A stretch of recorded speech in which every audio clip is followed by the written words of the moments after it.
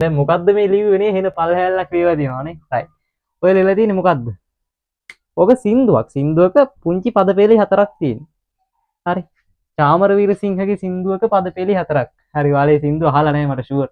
අහලා තියෙනවද යාල් දේවි කියලා සින්දුවක් චාමර වීරසිංහගේ. යාල් දේවි. ඒ සින්දුවේ පද පෙළි හතරක් තියෙනවා මෙන්න මෙහෙම.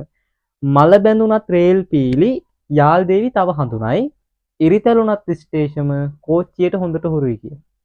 යන රේල් පීලි මලකඩ කෑවා වුණත් යාල් දේවිව තම අඳුරනවා. හරිද? ස්ටේෂම ඉරිතැලුවා වුණත් කෝච්චිය හොඳට හුරුයි. right? මොකද්ද මේ කෝච්චියකුයි මොකද්ද මේ කතාව නේ නිකන් වචනින් බැලුවොත් අපිට නම් කෝච්චියකුයි රේල් පීලි ස්ටේෂමයි නෙදී.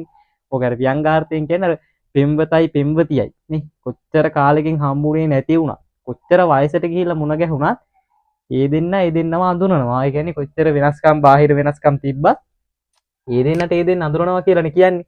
එතකොට දැන් ඒක අපිට වැඩක් නෑ. හරිද? ව්‍යංගාර්ථ තේරුම අපිට වැඩක් නෑ. මම අර පද පෙළි ටික එහෙම්මම. හරිද? අර මේ වචන ටික එහෙම්මම නිකන් ඉංග්‍රීසි වලට හරවලා තියෙනවා. මොකද අපි මේ ළඟදී ඉගෙන ගත්ත පාඩමක කොටසක් මේ පද පෙළි හතරේ තියෙනවා. හරිද? අවධානයෙන් බැලුවොත් පේනවා ඒ කතාව. හරි. ඉතින් අපි බලමු ඒක කොහොමද මෙතෙන්ට ඇප්ලයි වෙලා තියෙන්නේ කියලා. දැන් මේ සින්දුව ආයෙ පාරක් බැලුවොත් කියනවා මල බැඳුනත් රේල් පීලි යාල් දේවි තව අඳුනයි. මල බැඳුනත් සින්දුව එහෙම කිව්වට ඔක කියන්නේ මල බැඳුන උනත් කියලානේ. මල බැඳුන උනත් රේල් පීලි මලකඩ කෑවා උනත් යාල් දේවිව තව අඳුරනවා. ඌවත් කියන කන්ජන්ක්ෂන් එක පාවිච්චි වෙලා තියෙනවා මේ although. අන්න දැක්කද? ඒක පාවිච්චි වෙලා තියෙනවනේ මේ although the rail tracks are rusted යාල් Devi still recognizes them. හරිද? මේ අර වචන ටික මේ මාරවලා තියෙන්නේ හොඳේ.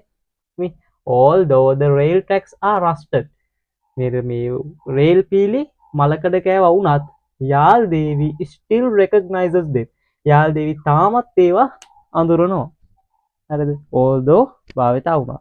දැන් දෙවෙනි එකෙත් එහෙමනේ.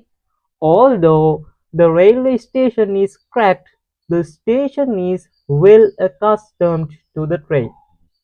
right? ඒ කියන්නේ අර ඉරිතැලුනත් ස්ටේෂන් ඉරිතැලුනත් උනත් ස්ටේෂන් ඉරිතැලුන උනත් although the railway station is cracked the station is well accustomed to the train.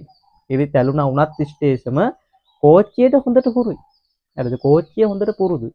හරි. මේ වචන ටික හැමම හරවලා තියෙන දැන් මේ. ඒතර although අපි ඉගෙන ගත්ත අර උවත් කියන භාවිතය මේ සින්දුවේ ලස්සනට පාවිච්චි වෙලා තියෙනවා. සිංහල සින්දුවේ උවත් කියන කැල්ල කෙලින්ම ඇහෙන්නේ නැහැ. ඩිරෙක්ට් ඇහෙන්නේ නැහැ නේ උවත් කියනවා. හැබැයි අපිට තේරෙන ඒ අදහස තියෙන්නේ.